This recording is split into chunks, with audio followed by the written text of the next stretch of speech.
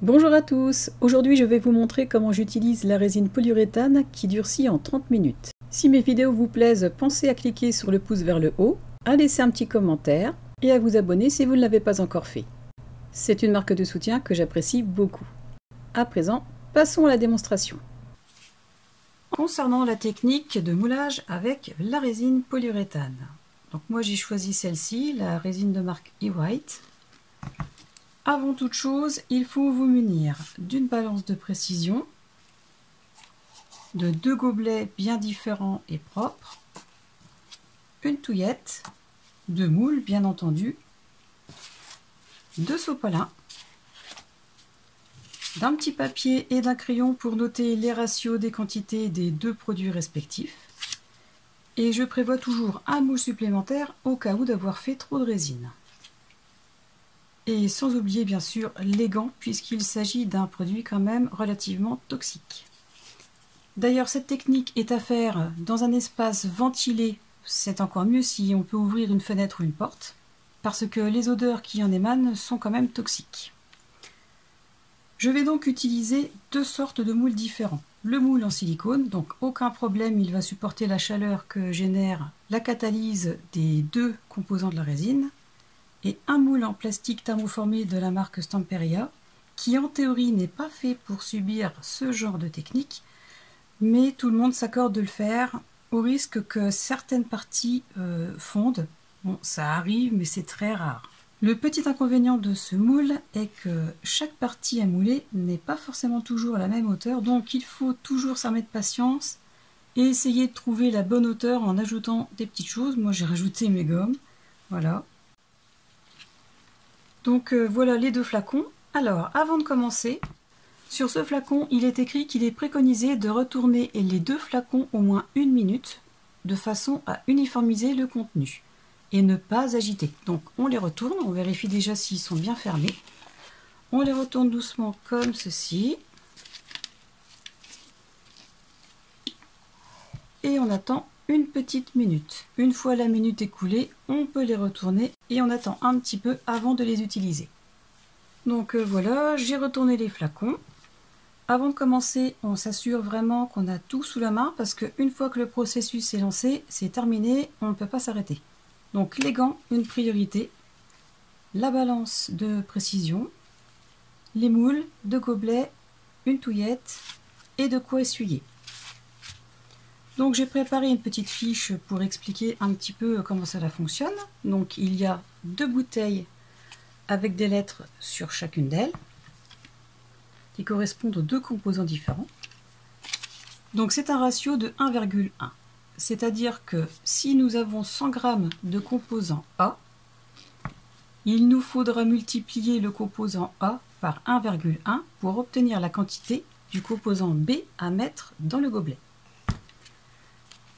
Donc, pour un exemple avec 100 g, pour 100 g du A, il faudrait multiplier le 100 par 1,1 pour obtenir la quantité de B.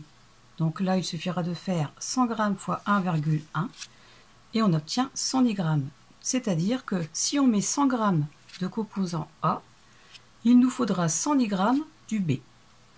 Donc moi, je vais faire avec 50 g de A, ce qui me fera 55 g de B. C'est là où intervient la balance de précision. À une petite technique aussi, enfin petite astuce plutôt, je note les lettres sur les gobelets, comme ça si je dois refaire une deuxième coulée, je peux me resservir de ce gobelet là puisque les composants n'auront pas été mélangés. Donc je prends le gobelet A, je fais la tare, c'est-à-dire que je le remets la balance à 0. Je vais verser 50 g du composant A, en faisant attention que la rondelle ne tombe pas dans le gobelet. Il faut vraiment faire en sorte d'être le plus précis possible, parce que s'il n'y en a pas assez ou de trop, la catalyse se fait mal et le moulage peut être raté.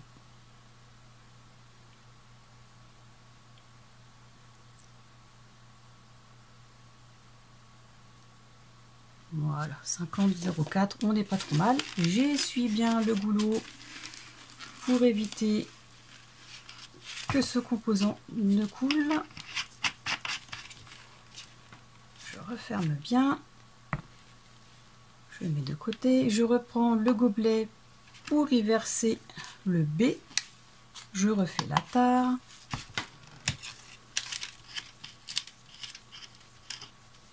Et donc, puisque dans le A, j'ai mis 50 grammes, pour le B, il me faut 55 grammes. Pareil, je tiens le petit anneau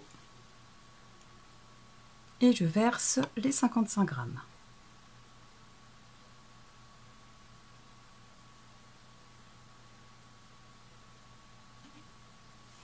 Alors là, il y en a trop. Donc, tout d'abord, j'essuie le goulot. Il y en a trop, c'est pas grave. Je vais pincer légèrement le gobelet, en retirer. Surtout, ne refaites pas la tare parce que sinon on perd le poids du gobelet. Il faudra tout recommencer dans un autre gobelet. Donc là, on a 55, 56, c'est pas trop mal. Donc je referme. Je peux éteindre la balance, on n'en a plus besoin. Ensuite, je prépare le moule que je veux faire. Déjà, je vérifie s'il n'y a pas trop de bulles dans les composants. S'il y en a, je tapote pour les faire remonter et les faire éclater. Je fais pareil pour celui-ci.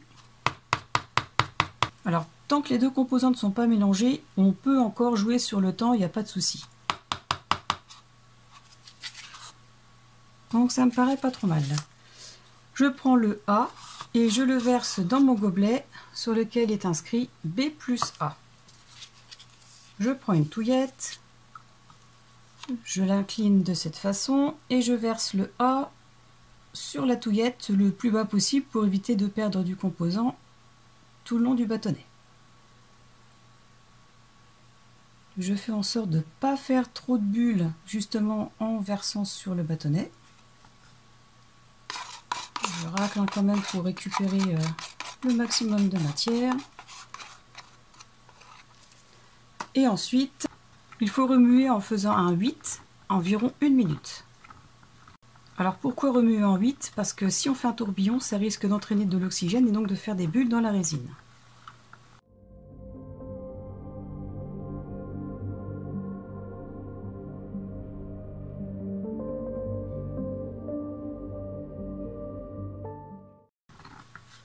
Voilà, la minute est passée. Je vais pincer légèrement mon gobelet et commencer à verser à l'endroit que je veux mouler. Je verse très doucement, j'essaie de faire un petit filet pour laisser s'insinuer dans tous les recoins la résine et pour éviter aussi que ça déborde un peu partout et de perdre justement de la matière.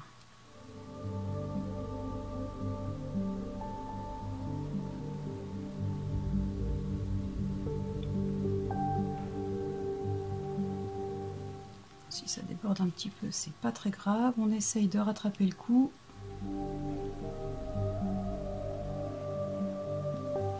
Voilà, donc là j'en ai un peu plus, je vais faire celui-ci.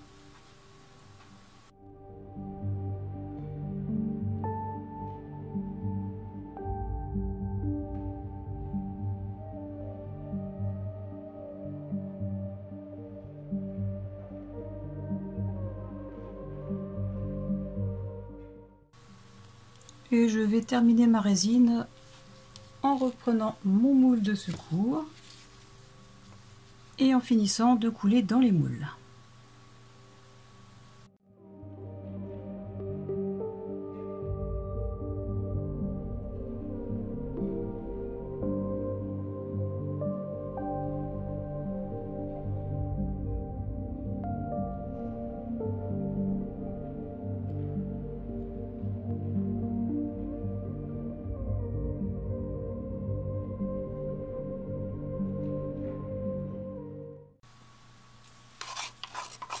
racle s'il faut. Et voilà. Donc cette résine, c'est une résine qui fonctionne par catalyse. Les deux éléments vont s'assembler et les molécules vont chauffer, ce qui va permettre à la résine de durcir. En général, plus il fait chaud, plus ça va vite. Bon, là chez moi pour l'instant il fait un petit peu froid, donc ça va mettre certainement un petit peu plus de temps avant que la catalyse ne démarre. Mais en général, dans l'ordre d'une petite demi-heure, la résine est durcie et le moulage est terminé. Donc là sur celui-ci, ça fait 2 minutes et on voit déjà que ça commence à blanchir, donc c'est bon signe, ça veut dire que la catalyse se fait. Sur celui-ci aussi.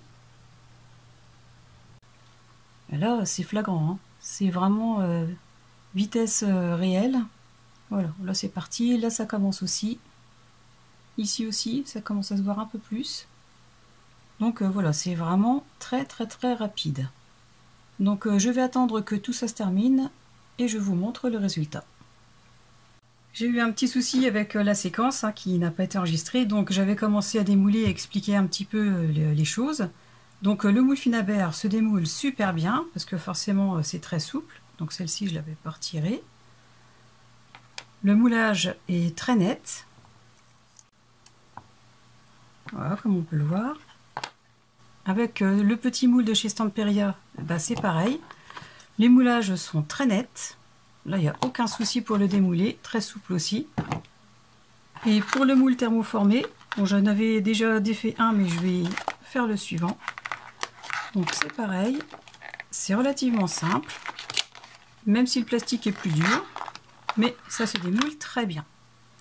Et la qualité est là, hein. C'est très net, bien moulé, ça s'est bien sinué partout. Donc voilà pour la résine.